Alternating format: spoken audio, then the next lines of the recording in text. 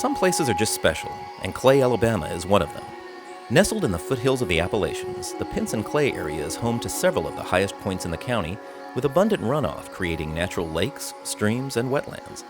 Wildlife finds refuge here despite the urban sprawl that continues to threaten the bird and animal populations that support Alabama's ecosystem. The Clay Pinson area alone supports well over 24 threatened or endangered species and numerous other protected migratory species. Pinson's Turkey Creek Nature Preserve is home to some of these species, as well as 130,000 human species who love to play in safe water each year.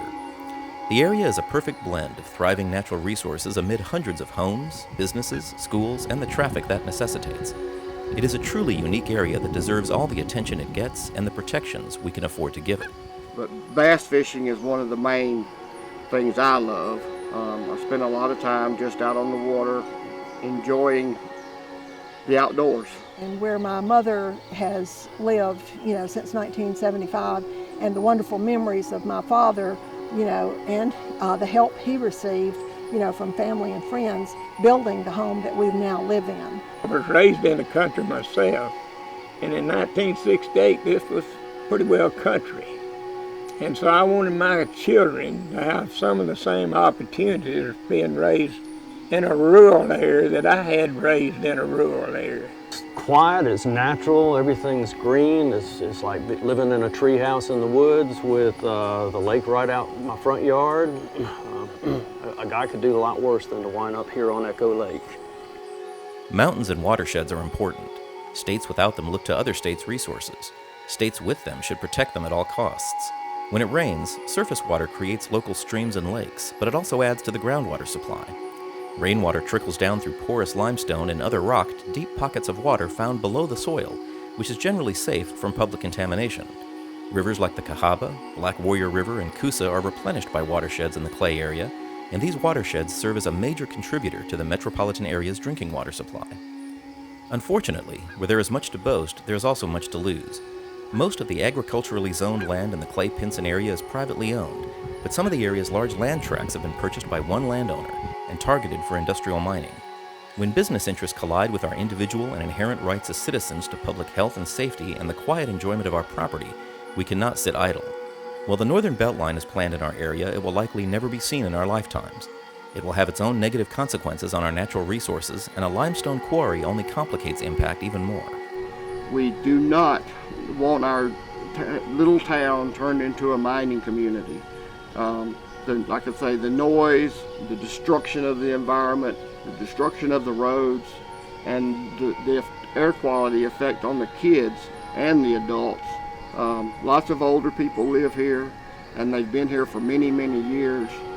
And I do not think it's right for Vulcan to be able to come in and affect everybody's lifestyles just to make a dollar. We are in America.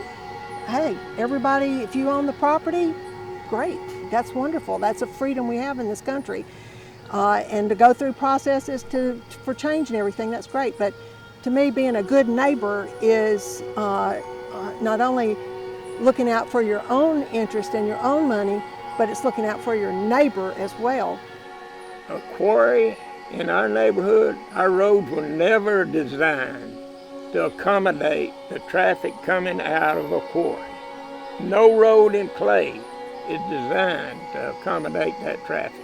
I worked in the aggregate industry right here in Alabama for several years, long enough to learn that aggregate quarries are noisy, unfriendly environmentally.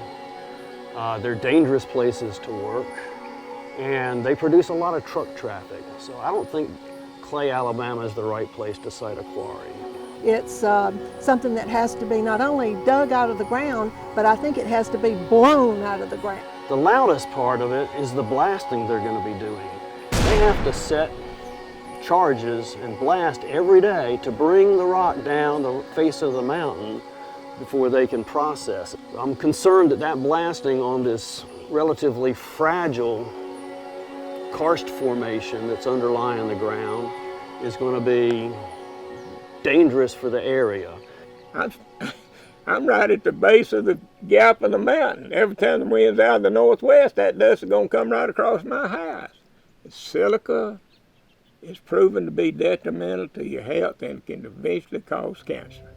The Clay Pinson area has a population dedicated to the things Americans love: natural resources that can support outdoor recreation and a strong sense of community.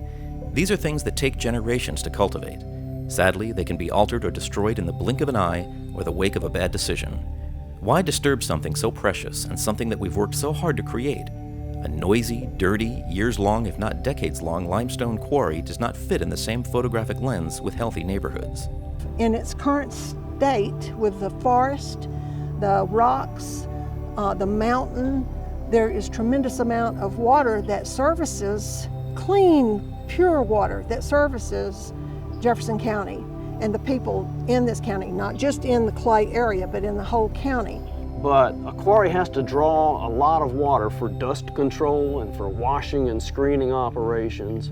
And the water table is going to drop when they start withdrawing industrial water quantities. That could affect local wells and springs, including those that feed this lake here.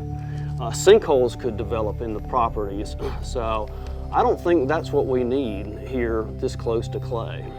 And this quarry that's being proposed to be put in over here is going to present a lot of pollution problems for this entire community.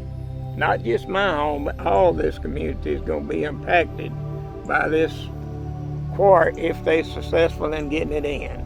As the water table is drawn down, that moves the water table, and the soluble limestone dissolves and creates sinkholes, and we just don't know where they're going to happen. If it was to create a sinkhole at the bottom of this lake, it would be echo mud hole in just days. Quarries create permanent negative changes in an environment and an ecosystem. Our natural resources give us more than we realize. We have an obligation to take care of them so they can take care of us.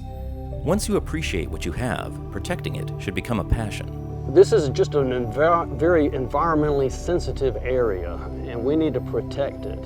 I'm concerned that changes in the groundwater or pollution of the groundwater is going to affect the Cahaba River that both Trussville and Birmingham rely on as a source of drinking water.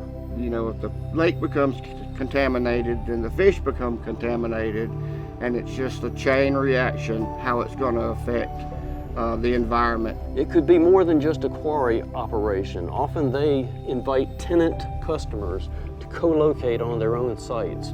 So in addition to the quarry operation, they could have on the same site an asphalt plant and a ready-mix concrete plant, all in that same location, all drawing more and more traffic and creating more pollution. There's lots of rocks in Alabama, so lots of other spots could be picked that would not affect the people in a negative way.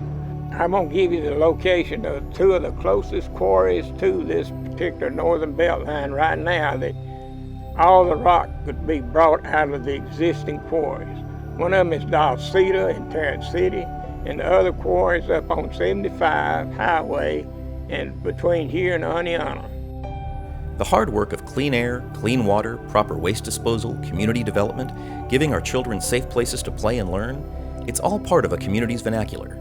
Any way you look at it, it's a vernacular worth protecting.